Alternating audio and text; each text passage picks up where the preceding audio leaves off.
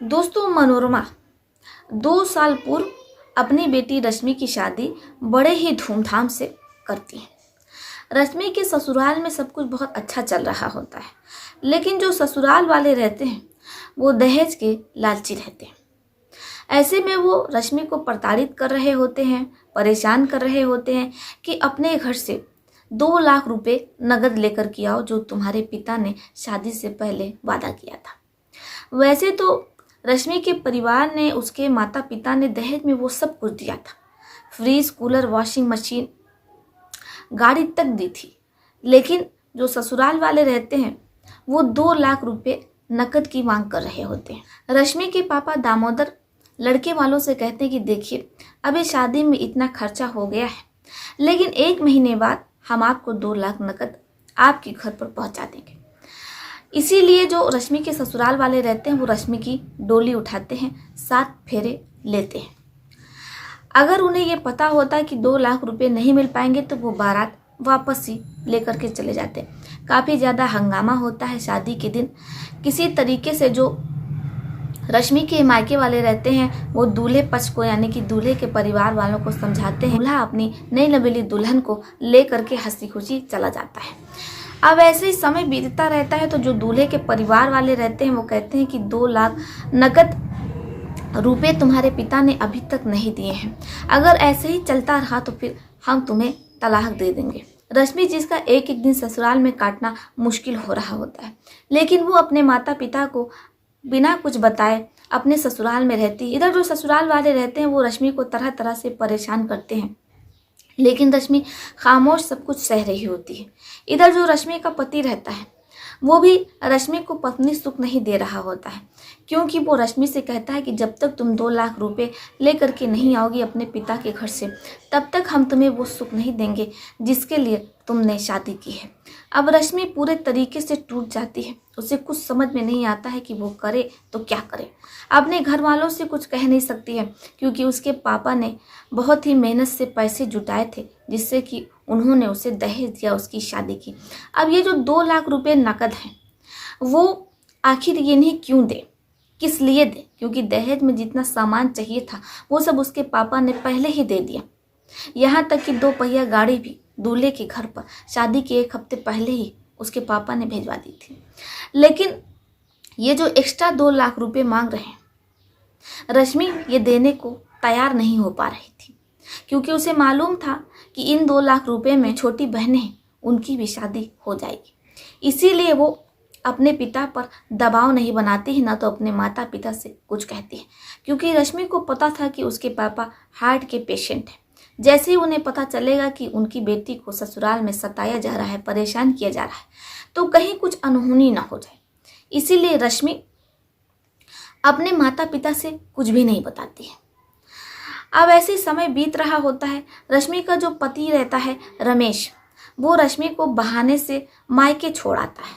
वो मायके तो छोड़ देता है, लेकिन अब वो ससुराल रश्मि को नहीं ले जा रहा होता है। इधर रश्मि के परिवार वाले लगातार दूल्हे को, यानी कि रमेश को फ़ोन कर रहे होते हैं, लेकिन रमेश ना तो फ़ोन उठाता है और ना ही किसी से बात कर रहा होता है। ऐसे ही 10 दिन का समय निकल जाता है। तभी डाकखाने से रश्मि के घर पर एक लेटर आता है। अब जैसे ही वो लिफाफा खोला जाता है तो रश्मि के पैरों तले ज़मीन खिसक जाती है। उसके परिवार के तो होश ही उड़ जाते हैं, क्योंकि उस लिफाफे में कुछ और नहीं रहता है बल्कि तलाक रहता है। और उस पर यह साफ लिखा रहता है कि तुम्हारी भी बेहतरी इसमें होगी कि तुम इस तलाक के पेपर पर सिग्नेचर कर दो। रश्मि जैसे ही यह सुनती है कि उसके पति रमेश ने उसे तलाक दे दिया है, तो उसका रो रो करके बुरा हाल हो जाता है। अब जो रश्मि के परिवार वाले रहते हैं वो कोर्ट जाते हैं। कोर्ट कचहरी के चक्कर अब रश्मि और उसका परिवार हर दिन लगाने लगता है। अब ऐसे में ही उनकी कोर्ट में एक जाने माने वरिष्ठ वकील से होती है, जिनका नाम एडवोकेट विकास होता है। अब जो एडवोकेट विकास होते हैं वो रश्मि को दिलासा देते हैं कि तुम्हारा तलाक नहीं होगा, तब तक नहीं होगा जब तक तुम ना चाह लो और जब तक तुम इस लिफाफे पर, इस कागज पर सिग्नेचर ना करो। अब जैसे ही रश्मि और उसकी मम्मी मनोरमा कोर्ट कचहरी के चक्कर लगाने लगती हैं, तो एडवोकेट विकास इस तरीके से माँ और बेटी को वश में कर लेते हैं। मीठी मीठी बातें करते हैं और उनसे दोगुना फीस वसूलते हैं। यहाँ तक भी सब कुछ ठीक रहता है, लेकिन धीरे धीरे जो रश्मि रहती है और जो एडवोकेट विकास रहते हैं, उन दोनों के बीच प्रेम प्रसंग शुरू हो जाता है, क्योंकि रश्मि और एडवोकेट विकास दोनों लगभग एक ही उम्र के होते हैं। अब ऐसे में उन दोनों में प्यार हो जाता है और ये प्यार परवान चढ़ जाता है। अब एडवोकेट विकास रश्मि के घर पर भी अक्सर आया जाया करते हैं। अब यहीं पर जो रश्मि की मम्मी रहती हैं मनोरमा, उनकी भी नज़र एडवोकेट विकास से भिड़ जाती है। अब एडवोकेट विकास रश्मि की मम्मी मनोरमा के साथ भी वो सब कुछ करने लगते हैं जो कि वो रश्मि के साथ करते हैं, यानी कि बेटी और माँ दोनों ही एडवोकेट विकास के प्यार में पड़ जाती हैं। अब यहाँ तक तो सब कुछ बिल्कुल ठीक रहता है, लेकिन एडवोकेट विकास कभी भी उनका जितना भी मन करता वो कभी मनोरमा से तो कभी रश्मि से पैसे मांगा करते और रश्मि और मनोरमा कभी उन्हें मना नहीं करती। धीरे धीरे ऐसे करते करते तिजोरी में जितने भी जेवर रहते हैं, पैसे रहते हैं, वो सब खत्म हो जाते हैं। अब इधर ना तो रश्मि को पता चलता है और ना तो मनोरमा को पता चलता है कि तिजोरी में रखे सारे पैसे खत्म हो गए, क्योंकि वो लोग बिना कुछ सोचे समझे तिजोरी से पैसे निकाला करती और एडवोकेट विकास को दे दिया करती। यहाँ तक तो सब कुछ सही रहता है, लेकिन एक दिन मनोरमा और उसकी बेटी रश्मि का कत्ल हो जाता है। पूरा परिवार शादी समारोह में गया रहता है। अब जैसे ही वो लोग घर वापस लौटते हैं तो उनके पैरों तले जमीन खिसक जाती है। पुलिस आती है, शव को पोस्टमार्टम के लिए भेजती है और जब रिपोर्ट आती है तो पुलिस के भी होश उड़ जाते हैं, क्योंकि उन दोनों के साथ ही गलत हुआ रहता है। इसके बाद ही उनकी हत्या हो जाती है। अब पुलिस का शक मनोरमा के घर आने जाने वाले सभी लोगों पर होता है, साथ ही रश्मि से कौन लोग मिलते थे, कम मिलते थे, कितने लोग रश्मि और मनोरमा के घर आते थे। पुलिस सबसे पूछताछ करती है। पूछताछ में जो मनोरमा के पति रहते हैं यानी कि रश्मि के पापा, अब पुलिस वाले उन्हें ही अरेस्ट कर लेते हैं, उनसे पूछताछ होती है।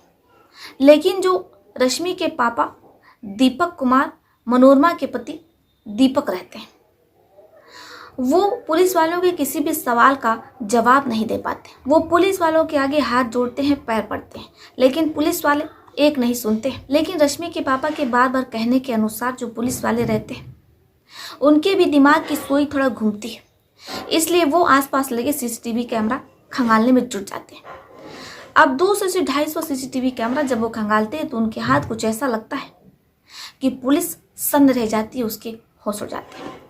वो फौरन ही कोर्ट जाते हैं और वहां से एडवोकेट दिनेश को गिरफ्तार कर लेते हैं। जैसे ही एडवोकेट दिनेश की गिरफ्तारी होती है तो वकील थाने का घेराव कर देते हैं, लेकिन पुलिस वाले भी लाठी चार्ज कर देते हैं। अब दोनों ही पक्षों में खूब तनातनी होती है, लेकिन पुलिस वाले अपने पैर पीछे नहीं हटाते। वो एडवोकेट विकास से पूछते हैं कि आखिर तुम रात के 9:30 बजे क्या करने गए थे। एडवोकेट विकास वही बात बताते हैं कि रश्मि को अपने पति से तलाक चाहिए था। मैं अक्सर इसी तलाक के सिलसिले में उनके घर आता जाता रहता था। लेकिन पुलिस वाले जब सख्ती से पूछताछ करते, सीसीटीवी फुटेज दिखाते हैं, तो एडवोकेट विकास के पसीने छूट जाते हैं। एडवोकेट विकास अपना जुर्म कबूल कर लेते हैं। वो ऐसा कुछ करना नहीं चाहते थे, लेकिन रश्मि उनसे शादी की जिद कर रही होती है और मैं पहले से शादीशुदा हूँ, तो ऐसे में मैं रश्मि से शादी कैसे कर सकता था। इसीलिए मुझे कुछ समझ में नहीं आ रहा था कि अगर मेरी पत्नी को पता चल गया कि मैं उसके पीठ पीछे मनोरमा और एक लड़की रश्मि के साथ प्रेम प्रसंग में हूँ, तो फिर मेरी पत्नी का मुझसे तलाक हो जाता, मेरी पत्नी मुझे छोड़ देती। और मैं ऐसा नहीं चाहता था, क्योंकि जिस मकान में मैं रहता हूँ वो मेरी पत्नी के नाम पर ही है। इसलिए मैंने ये फैसला लिया मजबूर होकर के।